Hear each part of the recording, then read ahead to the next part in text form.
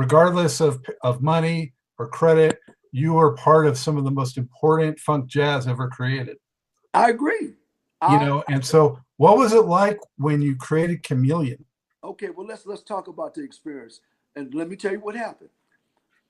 Here's what happened. There was a studio that was booked.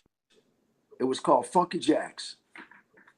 Okay, aside from being with Herbie in his house in Hollywood, which we did a lot, we would get together and we would just play. Herbie didn't write no music out. No one wrote a note of that. See that record you have in your hand? Wasn't one note written out. Okay, none. We just jammed, and from those jams came the ideas, and everybody equally contributed to that. Everybody. There was no one person that just jumped in. But Herbie did. Of course, Herbie Hancock is Herbie Hancock. He brought a hell of a lot to the table because his degree of musicianship is off the chain. I mean, I mean, he's awesome. He's just awesome. You know, all you can say is awesome. You know, you're there next to this guy, and you can laugh with him. You can have fun with. You can pray with him. He's a Buddhist. He's a really nice person. He's a very his heart is really big, and so the music is like that. You know, he's a genius. So of course that's part of it. That's part of the inspiration that drove the band. But everybody in that band has something so awesome to offer. So if you look at Harvey Mason, yeah, I mean, there's nothing to be said. I mean, there was no better drummer within the vicinity. There was no place Harvey Mason was so sought after. He didn't need Herbie Hancock. He didn't need anybody. He was making more money just playing in the studio. He didn't need to do anything else. But his chops and his knowledge and his reading ability and everything is just awesome. And then you have Paul Jackson. Paul Jackson is the most unique sounding bass player that came out of that particular era and genre of music. No one to this day can play like Paul Jackson. No, nobody. And every good bass player on this planet knows who Paul Jackson is. Can't touch him. Can't do it. It's not possible because he's so unique. And that's what Herbie was looking for. Good and unique. Good and unique. That's what he wanted. Benny Maupin. He was with Herbie for years before the Headhunters, and Benny could make sounds with his horn that called elephants. They jump in the water and go from Africa to the United States to hear him play his horn. He was that, he just had this sound. And then there was this guy, Bill Summers, who brought the African and the jungle. I brought the bush to it. I brought the ghetto to it. The P funk, the real P funk.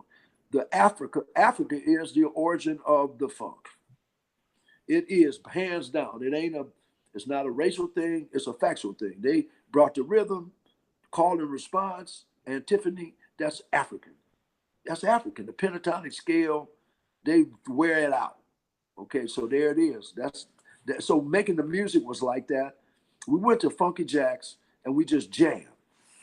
We just played and played. And then we started pulling these little grooves away and saying, let's develop that. That's how it happened.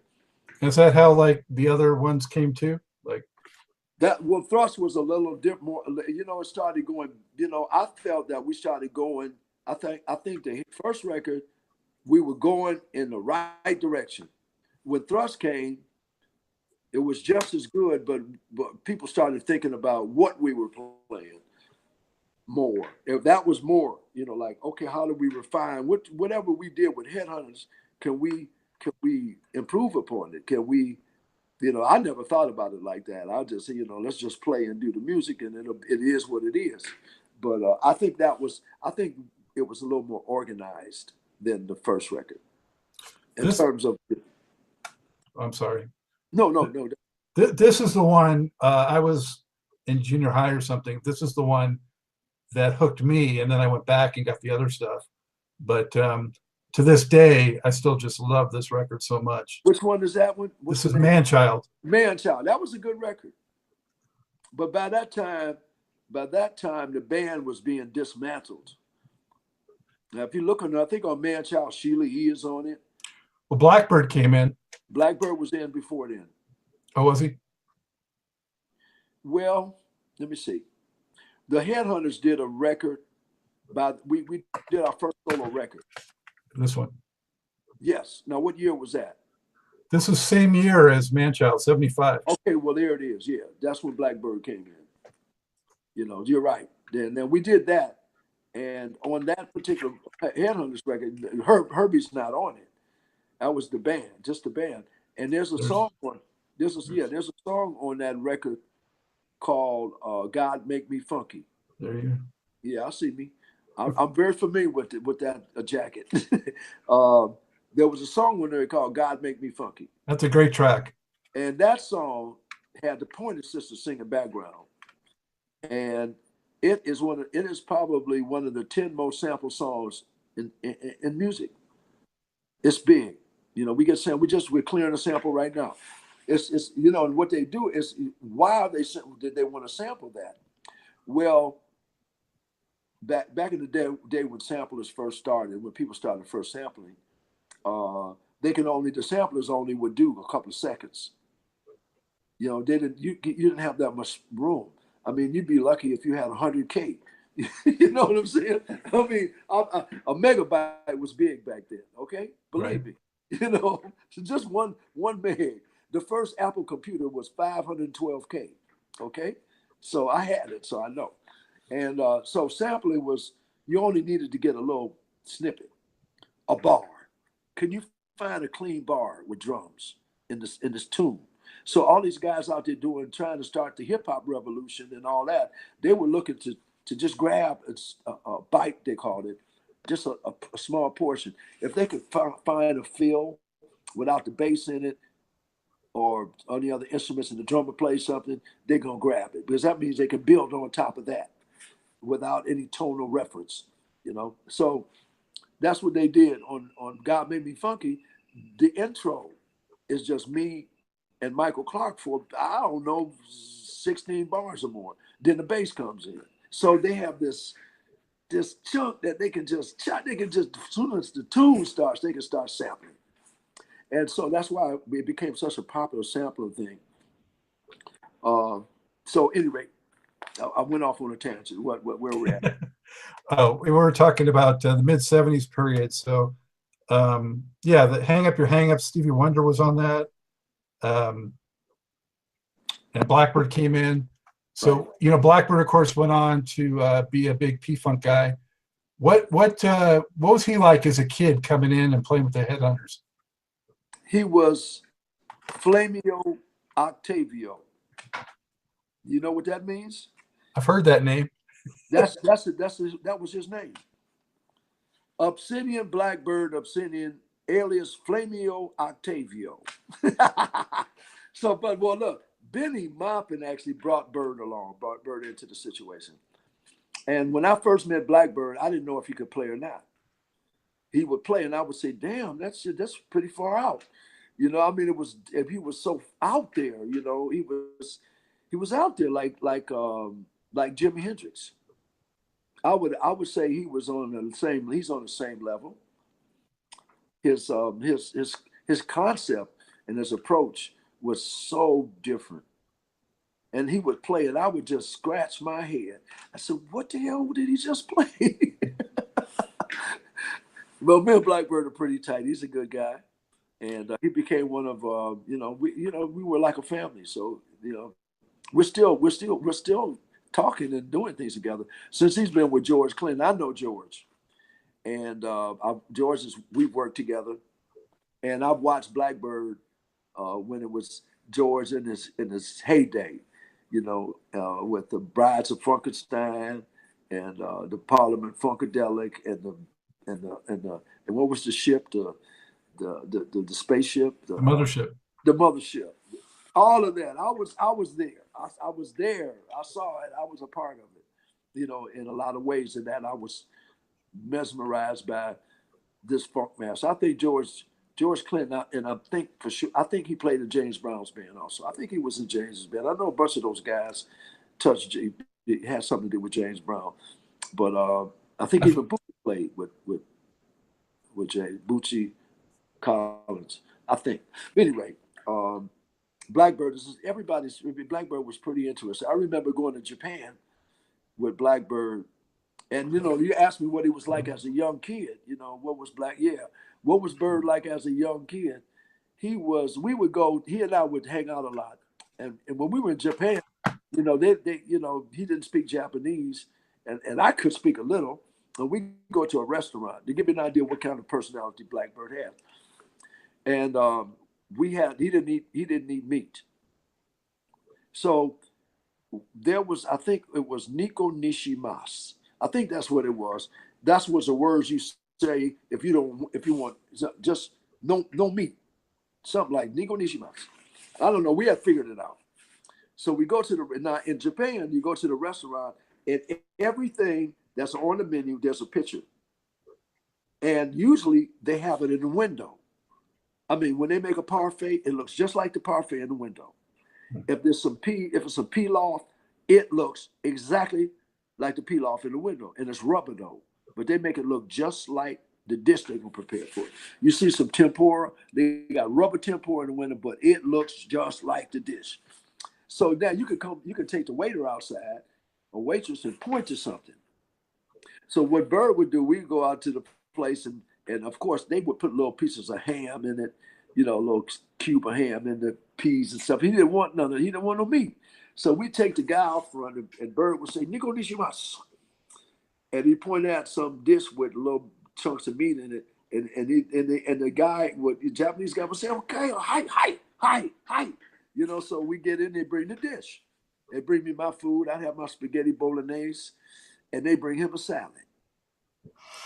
They bring him a salad. Not what he was pointing at, but when he said no meat, salad.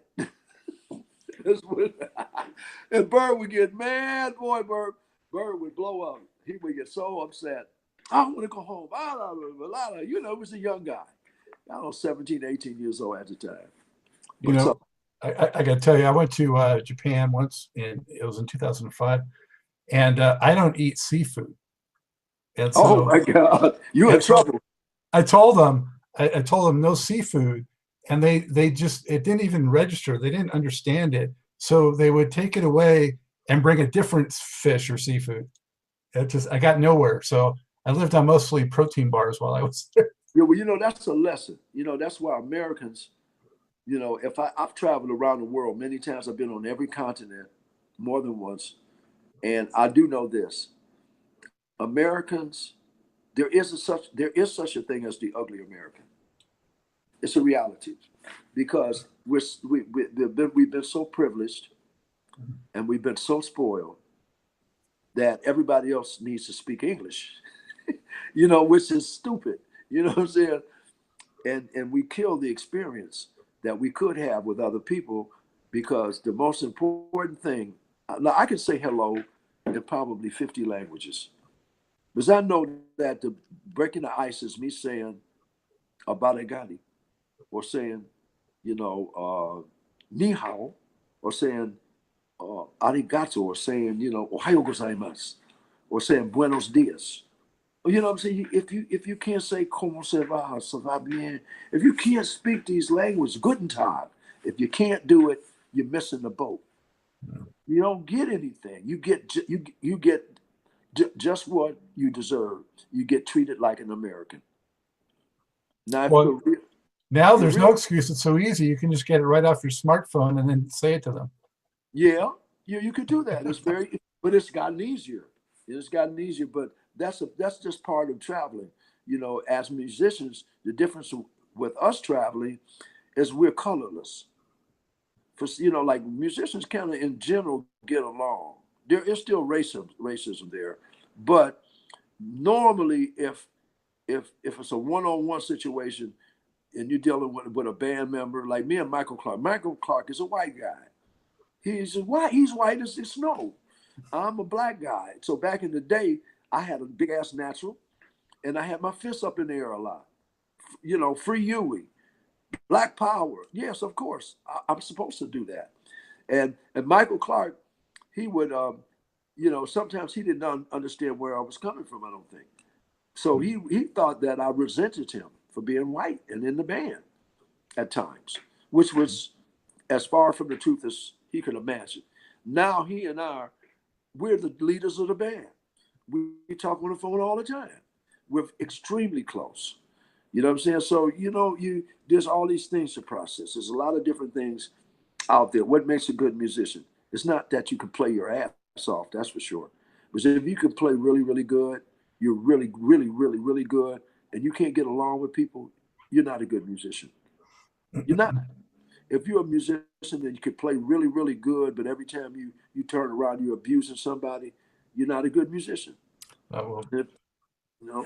music needs to be colorblind. There's no question about that. I mean, so much of the greatest music that's been created has taken just diverse influences from different countries, from different genres. You know, I mean, that's how you get the incredible innovation. Yeah, yeah. And then being open, you got to be open minded. So go ahead. On this right, so in the Headhunters at this point, you guys got guitar involved. Those first two records had no guitar, right? So that was a big change. And Wawa Watson was also in there, right? Yeah, well, Wawa came, you know, Herbie started reaching out and bringing, you know, the unit was 5 people originally. When we added Bird, that meant there was 6 of us. And that happened because of the solo record that the Headhunters did. That's how it happened. Like that you picked up that record from Japan, Flood. Yeah. Now, if I could say it, you can edit it out. That's some of the baddest shit I ever played on. That shit is smoking. That record, that was killing. I mean, that was the ultimate. I remember it was the Sun Plaza. It was at the Sun Plaza. We did 2 nights there, and then they took music from both nights, made that CD. Well, and it didn't even come out in America for a while. Oh yeah, but it was the man. I couldn't tell you how. When I heard that and I listened to it, I said, "Oh my God, was it killing? Was it smoke? Is it smoking? Oh, Yeah, it's it's smoking on fire. on fire. Yeah, I agree. It was very special, man. I still remember that as one of the best concerts I ever did with Herbie in my life. Was that record right there. What would you say about your percussion style that kind of makes it Bill Summers? Well, I'll tell you what it is. I'm a support person. I'm not trying to solo. That's not what I do. I do it, you know, but that's not what I think. What I contributed was a certain thread of organization and tightness, you know, and layers of different things. For instance, on Watermelon Man, I learned how to play an instrument called hinu, and it's a instrument played in the Central African forest, in the Ituri forest, by the little people. Now you don't want to say pygmy because that's like the N word, okay? It's not a good word. Just like Aborigine ain't a good word to Corey people of Australia. They're not Aborigine. They don't like that. Yeah. Anyway, but I learned how to play this particular little instrument, and it's so unique. You know what I'm saying? It was such a unique sound. So all of these little, what I bring is something at that time and still now, people aren't familiar with these sounds. So there were instruments that I played like berimbau, which is a Brazilian instrument that was actually, it's an African instrument that became popular in jazz because of people like Nana Vasconcelos and Daum Ramal who work with Weather Report. Okay, I learned how to play this instrument from really, really well from Nana, but you probably don't even know who he is. But I study what makes rhythm and music spiritual, and that's what I added to it. I add God to it. I add His voice or her voice, whoever that is, you know. And that's what I do because what the music that I'm closest to is the music that I learned in the fraternity there. which is music for the universe. That's what I add. That's what I bring to the table. And that means if the lesson in these drums, when you play them, there's three drums: the iya, which means iailu, which is mother drum, literally translated. Then there's the okonkolo, which represents the child in the family, and then there's the itotele, which represents the father. Now, none of these drum rhythms step on each other. No one gets in the other's way. The baby drum that represents the child plays the simplest pattern, but it holds the family together. So those are lessons you don't learn but playing jazz, okay? You just don't. You just don't. That's some deep stuff there. So Yeah. now you're sitting down and you're learning 300 rhythms in a certain order with all these changes. And that's what I brought to the table. I brought that to the table. That's what I brought in. Our heritage, not the origins of jazz and R&B and the Negro spirituals and gospel. That's what I brought to the table, because I know that. I know what that is. So when Herbie and the Headhunters were creating those records, did you get direction from anybody else in the band, or you just completely did your own thing? No, what could they tell me? How they gonna tell me how to play a gangokwe? They don't even know what it is. I don't know. Did Herbie ever say, I want a fill here? No, never. I'm in the band. And he was like that with everybody in the band. When they came in with something, he was accepting, and he knew he handpicked you. That's what he picked you for, because you could do this. This is what he does. I'm whatever he want to do, like that picnic or what the Ituri Forest stuff, the Bob Bensley stuff I did. It was, he was so happy to hear it, so wow, I had never heard nothing like that before. So there it is. Everybody's bringing something unique to the table. What did David Rubinson bring? What did he do? I almost said the wrong thing. Is he one of those people you were talking about? Well, people do things in this business according to what time period you're talking about. People did what they could legally get away with, and if it was legal, it was okay. So now let me say, David Rubinson was Herbie's manager, but he was also the manager for, I think, Chicago and the Pointer Sisters and a whole bunch of other groups. He was I learned an awful lot from Mr. Rubinson. I learned, I can't tell you how much. I learned so much it's stupid. One main thing I learned is what not to do. What not to do, because this man was really a very shrewd businessman. And I was like, have you ever heard of a book or a movie called The Spook Who Sat by the Door? Are you familiar with it? You need to, write it down, The Spook Who Sat by the Door. You need to see it. It's a movie, and it's a book. But there was this guy, and he joined the CIA, but he was real studious, real quiet. And then when he learned how to do everything the CIA could do, he went back to the black community and started robbing banks and giving money to the poor. So, like Robin Hood kind of guy. Yeah, exactly. But that I equate myself to that situation in that I had to, Rubinson was, he took advantage of us. He took advantage. And I'll be honest with you. He took advantage of us. I'm going to tell you something. Let me tell you something. Let me give you an idea about how things work. When we started working and going on the road, we each made $400 a week apiece. Okay, now that means in a week, they only had to pay us $1,600 to take the band on the road. Now the rest of the money went to Herbie and to David. Okay, now that money never grew too much more than that. It did for me. I mean, there were points where I stayed in the band longer I was there longer than any other band member. Benny, Paul, Harvey, Michael, Blackbird. I'm still I'm still in the pocket with Herbie in a sense, but I'm going to stay close to the situation, and I didn't burn any bridges. I was Herbie's worst nightmare.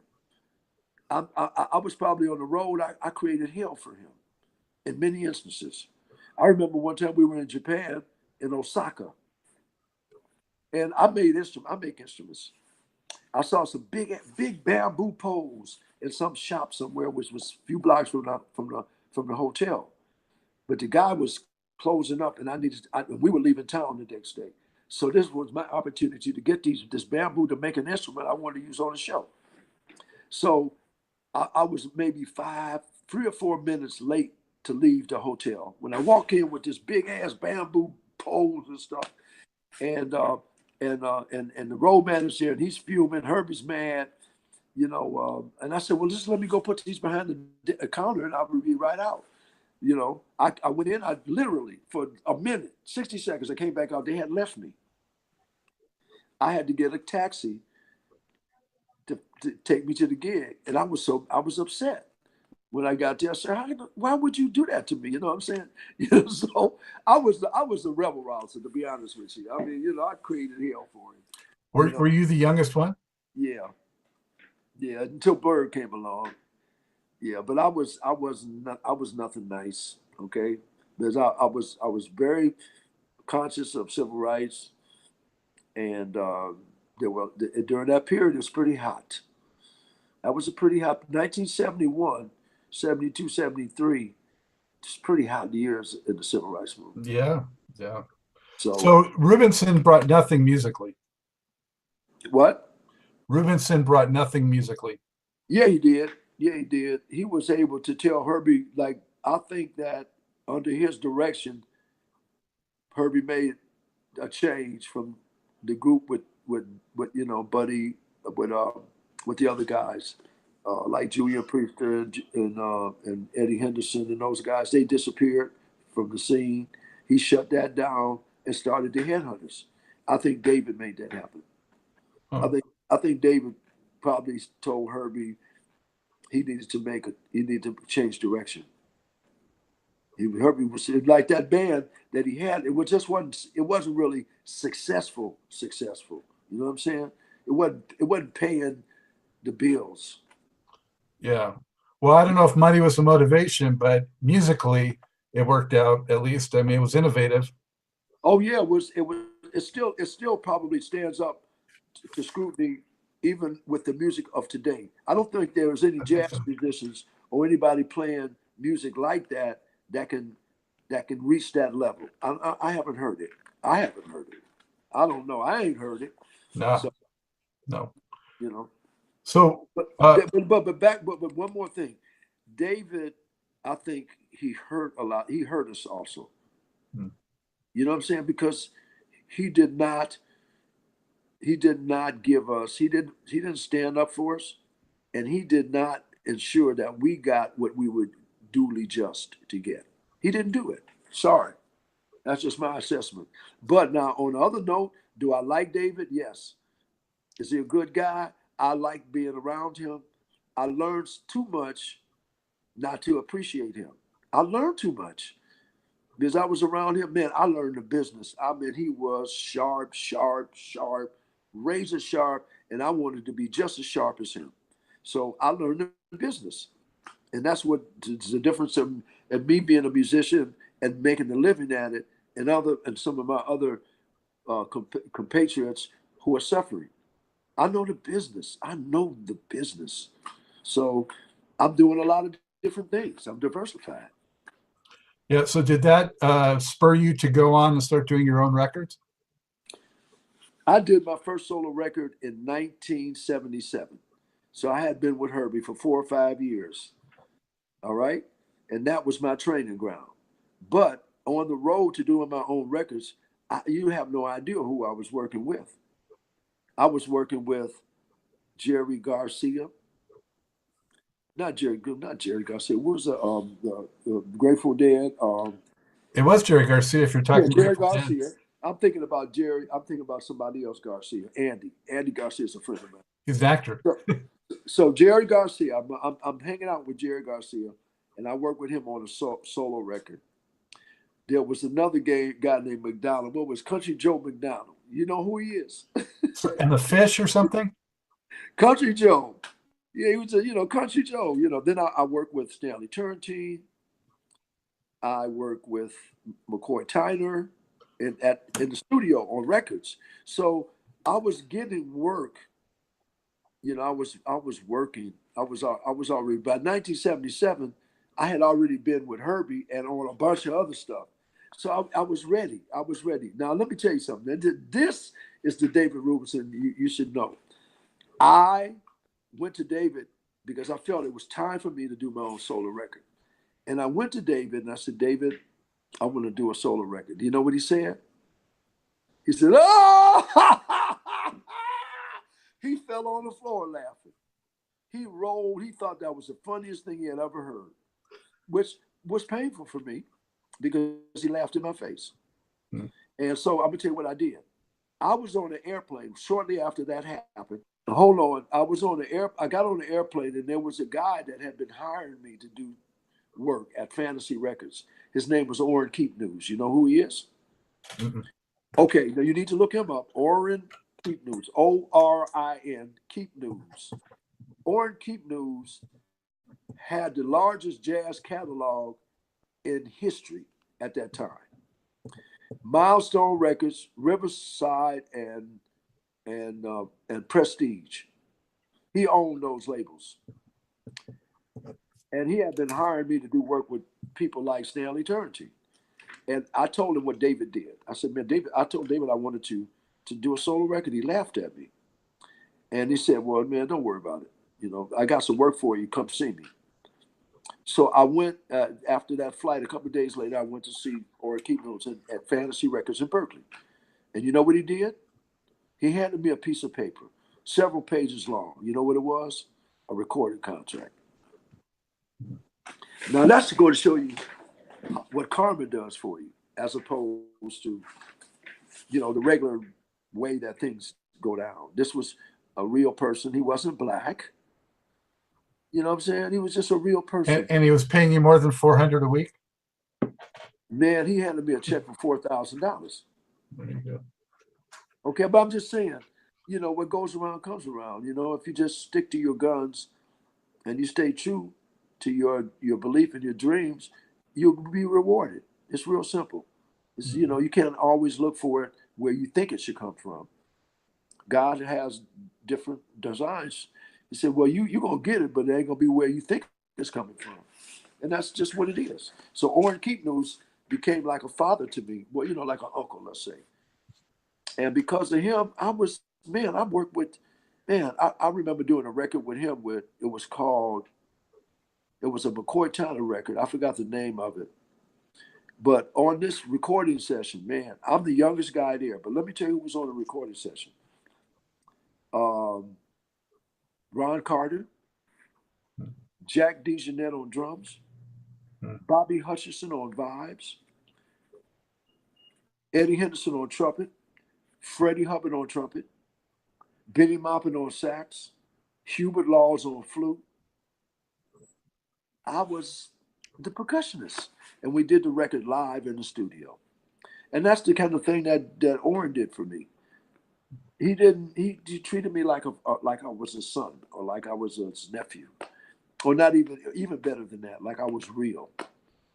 That I had something to offer. So you weigh up, and so there's David. David laughed in my face. So anyway. Well, but what, that motivated you though. That helped motivate you. Yeah, but I still like him. It doesn't. That's the thing about being real. You can. I can actually sit down with the devil. I'd rather him in front of me than behind me. Definitely. So, but I can do it. I've learned how to hang with some of the realities of life.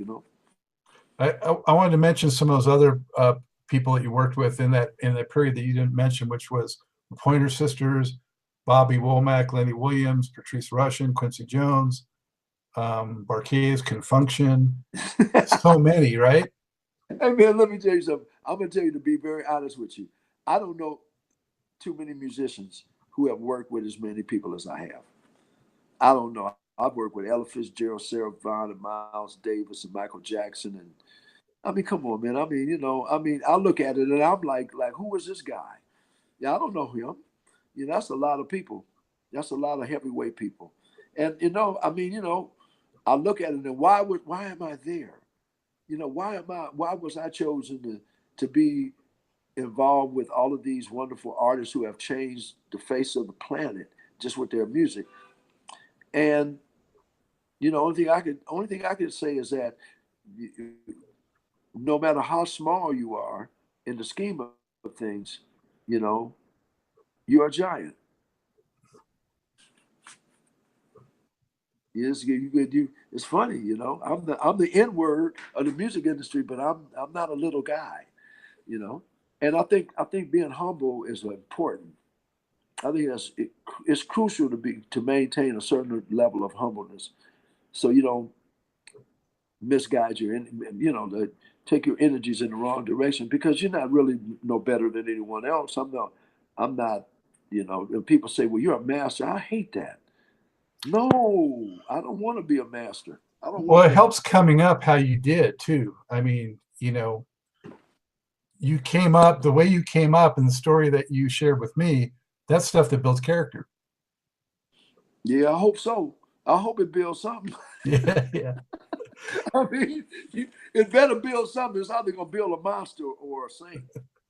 I want to mention specifically on some of those artists that I touched on because you did play on some key funk tracks.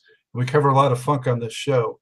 That Pointer Sisters, I think, was a Steppin' Out album that Stepping had, out, yeah, yeah, that was big. yeah, yeah. Yes, you can. What was it? Yes, you can. Go, you do, you can, something like that. Bet you got a chick on the side. Was that? Yeah, right. Yeah. The point we were really the headhunters were very close with the Pointer Sisters. We hung out together a lot, and David managed them also. And then on the Barkays, Holy Ghost, Yeah, and on Confunction, that Candy album that had Chase Me and all that great funk. yeah. Yeah. And then um,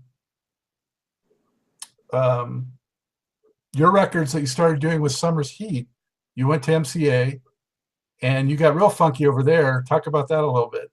Well, I tell you, before we went, before I got a deal. Remember, I told you, Orin Keith News gave me a deal, and I did 4 records for Prestige. And the second to the last one, it was called Straight to the Bank. This is before I went to. This is before I wound up at MCA. And there was a company called TAR, TAR, and it stood for Tom Ambrose Ray. Tom Ambrose Ray was this white guy that was a major R&B independent promoter, record promoter. What he did, this is not concerts. What he did was he promoted records on the radio for people.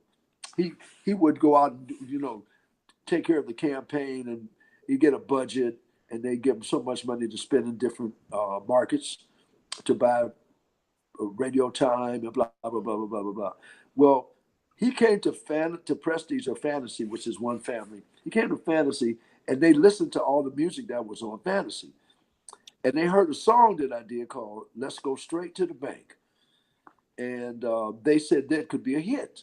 They said this is we want to try to move this one, so they would let them pick what songs or what artists they wanted to push financially on the radio, and they picked that. And then at one point, the guy Tom came to me with a friend of his, Paul Mack, and said, "Man, I think we can get you a better deal.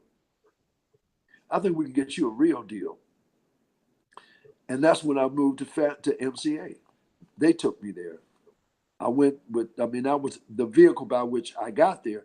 Now, my man Tom and his crew, they were scandalous.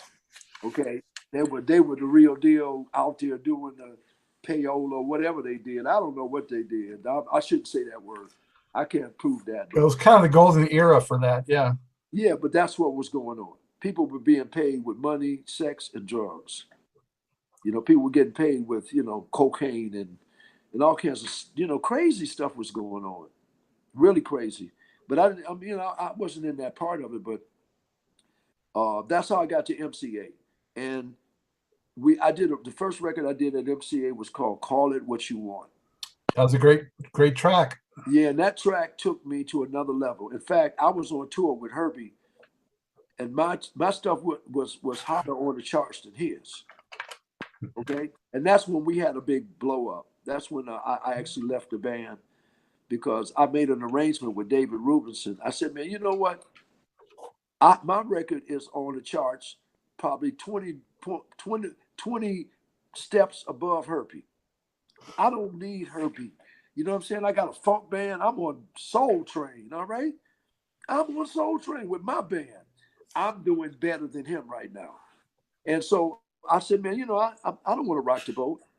I even relinquished a pay raise. I said, look, I don't need the money. All I want you to do is when I get introduced, play a couple of bars of my hit. That's all. That's it. We get on the stage. When we get to a sound check, we can rehearse it. And all we need to do is maybe 16 bars and say, Bill Summers, he's got, call it what you want. Blam, boom, whatever. You can call it, do a couple of bars, and then move on to the next guy. So Herbie and David agreed upon that. But so we get out on the road. We got about a month tour, 2 months or whatever. And he said, we'll rehearse your tune on at a sound check. So first sound check, we don't have time. Second sound check, we'll do it tomorrow. Third sound check, well, it went on for over a month. And I'm saying, well, they screwed me. I'm not getting a raise I could have got. And they're not doing this for me. So we played at a club called The Bottom Line in New York. And very popular club. I don't know if you remember this club. I've heard of it. And the name of the club just haunted me, The Bottom Line. So I went to Herbie. I said, Herbie, this is the bottom line. I'm gone. And I quit right there on the spot. Just like I quit high school. I was on another. And boy, you're talking about what do you call it? A fallout. Oh, the fallout was incredible. The fallout was incredible, man. Well, this was the last one you did with Herbie, right? At that time? At that time, yeah. Yeah. No, well, I don't know. Was Sunlight after that? Sunlight was before this. Okay. Yeah. Okay, so yeah, I remember Feast Don't Fail Me Now. That was another record. Yeah, that was in 79. Yeah. Yeah, see, I stayed around. I think on Feast Don't Fail Me Now, I don't know if Benny or Paul was on there. I don't think they were on those records. I don't know. I don't. But I was lingering on there. I was hanging on, But actually, after I quit, some years later, Herbie and I, we kind of, I didn't know how to deal with it. I mean, it gets to a point where you have to take a stand. There's a point where you have to stand and say, I'm not taking no more bullshit. I'm not doing it. I love you. I mean, that doesn't stop, but I can't let people do that to me. It's not a good thing for my son to see. It's not a good thing for other young musicians to have to deal with. It's bullshit. I'm sorry. It is what it is. And I stand up for things. I'm going to stand up. I'm standing up. I ain't gonna do what my father did and not say shit. I'm gonna talk. I'm not going to the grave wishing I would have said something. So, how did you get that Summer's Heat band together? And what were some of the more memorable tours you did with that group? I got one for you that'll blow your mind. Well, I put the band together much like Herbie did. I kind of took a lesson from that, going hand-picking you guys. I picked two guys, Larry Batista, Clay Tobin Richardson. They were young. They were coming out of college, and they were prolific writers, excellent background vocalists, excellent lead singers, could play keyboards and horns. So they came with massive talent. Then there was a guy named Scott Roberts who was in Confunction, and at one point, and he was a percussionist and he played trumpet. And he and I were really close. We're still business partners. Then there was a guy named Kelvin Tillery, whose his cousin sister is Linda Tillery. I don't know if you know who she is, but Kelvin auditioned a lot of singers. Then there was a girl named Lori Ham, and everybody was handpicked. Bo Freeman. It was a big band. It was 11 pieces. It was a big band. It's hard to have that many people in a band. You have to really be doing well to carry that load. So, but I'll tell you, that record, the first record we did was a big hit, and we went on the road. This is an important story. We went on the road, and that, I don't know if this was a couple of years. It was a year or so after that record, or somewhere around the same time. But we were on the road, and we were opening for Teddy Pendergrass. We had 12 dates straight with Teddy, and so we'd open for him every night. And then at the end of the tour with Teddy, our booking agent decided to add 2 more days to the tour. 2 more days of that added hell and Beelzebub to the tour. Okay, so look, it was in Wilmington and Durham, Durham, Raleigh, and Wilmington. Yeah, North Carolina, where I am. Yeah, North Carolina. So check it out. We get to the gig. I got a truck, a bus, and the band. I'm rolling hard. We get to the gig and we have wardrobe. This is a funk band. Then we throw it down just like everybody else. So we got wardrobe in the dressing room. We all dressed up, ready to go on stage. And the road manager comes. And I train the road managers. So I said, man, whatever you do, never use the word problem. Never come to me and say, we have a problem. Don't do that. You can come and say something like, we have some business to take care of. But never use the word problem, because that just sets it off into some crazy stuff. So he comes in the room, he's in the band room. He says, man, a little business we need to take care of. So I step outside with him. I said, well, what's up? He said, man, I'm just promoting. I don't know. I don't think he has the money, because we're not going on stage without the money. So this is a children's circuit. So I said, well, take me to the promoter. Let me talk to him. So there's another guy, this valet we have. He's like 6 foot 400. He's a huge guy. He's big, man, but real calm kind of guy. He comes over. They're standing. I said, wait outside. Let me go in and talk to him. So I go in. I close the door. I said, well, Alvin, what's up? What are we dealing with? He says, I don't have the money. You guys didn't draw enough people. And I look at him, and I just said, okay, all right. You have anything else to say? He said, well, that's about it. So I hit my hand on the desk so hard that my guys thought a gun went off. But that's how hard I hit the desk. But this is a children's circuit. I know how to deal with shit. So the guy, Alvin Few, he's like frightened, he's like, oh hell! And then all of a sudden the door busts open, and here's these other 2 black guys right on top of him, and they said, don't try nothing, so he's really like, oh, So I said, man, calm down. So I said, let's figure out what we're gonna do here. So I said, okay, these people, the audience is out there, and I'm saying, look, we all dressed up. We're gonna go on and do the show. We're not getting them. He doesn't have the money, but we're gonna do the show because we can't have these people out here like that. So I tell my road manager, I said, listen, stick to this man like glue. Stick to him. Don't let him out your sight. I need to get to him when I get off stage. So I'm hearing the guy on the side of the stage, right? They're in the wings, right? On stage, but in the wings. I see my guy, my road manager, and the valet over there, doing the cabbage pass or whatever else they're fucking doing. And I see the promoters there. So I look over there the next time, and I see my guys, but I don't see the promoter. And I said, oh, man.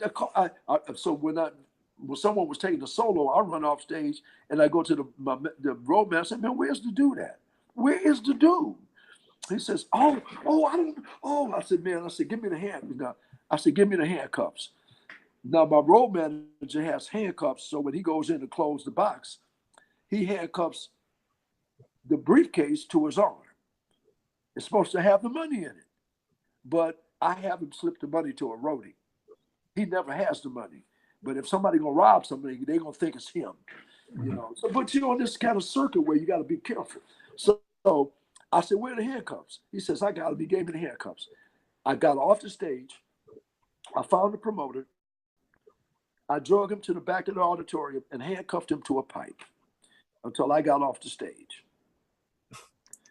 And then we took him to the hotel. We checked him out of his hotel.